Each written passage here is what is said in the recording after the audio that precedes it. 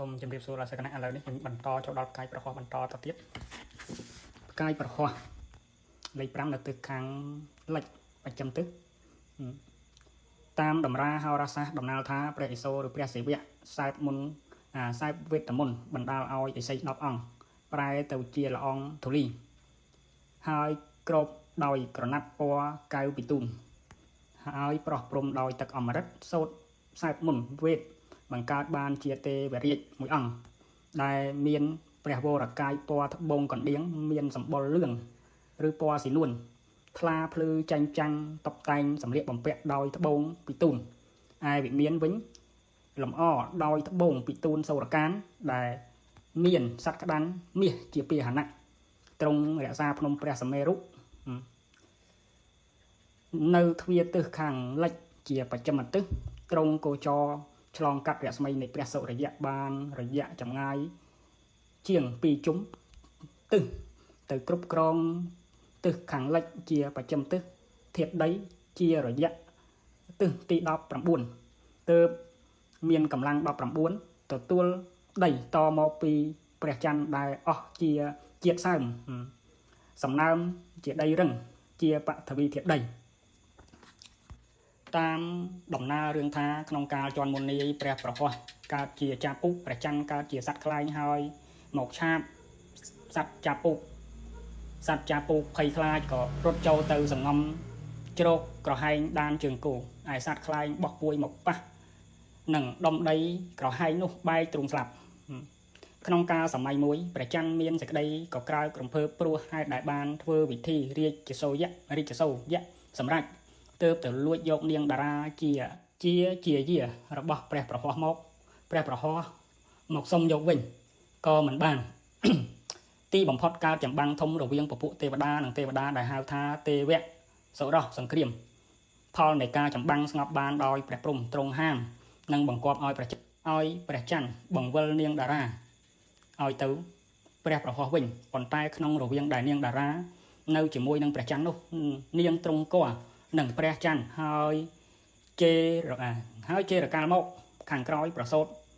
អរោះមកគឺព្រះពុទ្ធនេះឯងតម្រាព្យាករពោលថាព្រះប្រហោះនេះជាផ្កាយធនធំរងពីព្រះអាទិត្យ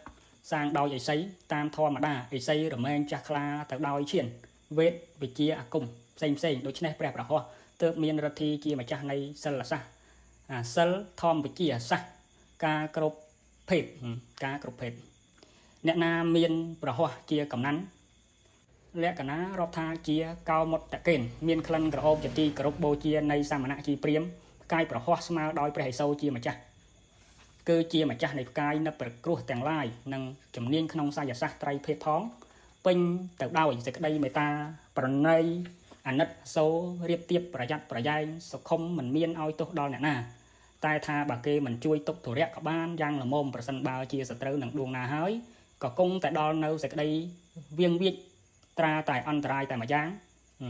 អ្នកដែលមានប្រហោះជាសត្រូវរាប់ថាជាគ្រោះអាក្រក់ជាទីបំផុតការដែលនឹងមើលដួងចតាព្យាករទាំងឡាយក៏ត្រូវមើលព្រះប្រហោះជាគោលដល់លក្ខណៈមុនដតីជាតារាបដែលជាមិត្តនឹងគ្នាគឺអាទិត្យព្រោះជាបុត្រប្រសាសម្រាប់អង្គារាហូសៅរ៍ទាំង3ដួងនេះបើចរត្រូវគ្នាចូលដៃបានប៉ុន្តែម្ចាស់ចតាច្រើនមានសេចក្តីក្តៅក្រហាយបើត្រូវត្រង់អាទិត្យពុតសុខក៏ចាប់យកជាល្អបានបើជាទៅជួបនឹងច័ន្ទដែលជាធីតានោះឯងបិតាទូមានព្រានប្រដៅទេពធីតាក៏មិនព្រមយកចិត្តទុកដាក់ជឿស្ដាប់ត្រឡប់ជាក្រេវក្រោតបិតាសម្រាប់ធីតាមិនបានក៏បើកលែងយកកិច្ចការទាំងពីរចំណែកដោយមិនធ្លាប់ចោះស្នាមយូរទៅคล้ายជាម្ចាស់ចតាល្អឯងល្អេព្រោះថានឹងឲ្យទោសក៏មិនស្មោះឲ្យគុណក៏មិនមែនស្ដេចតែអត់សុខមួម៉ៅក្តៅពេកធ្វើអីគេមិនចាញ់មួម៉ៅក្តៅក៏ហើយខ្លួនឯងព្រះប្រហោះនេះបុរាណប្រកាន់ថាជាថ្ងៃគ្រូយុវជនទីផ្ដើមចូលរៀនក្នុងសាលាទើបចូលថ្ងៃប្រហោះជាដំបូងឬធ្វើការបូជាគ្រូក៏ច្រើនប្រើថ្ងៃប្រហោះគ្រប់រយៈប្រហោះជាផ្កាយសុភគ្រោះ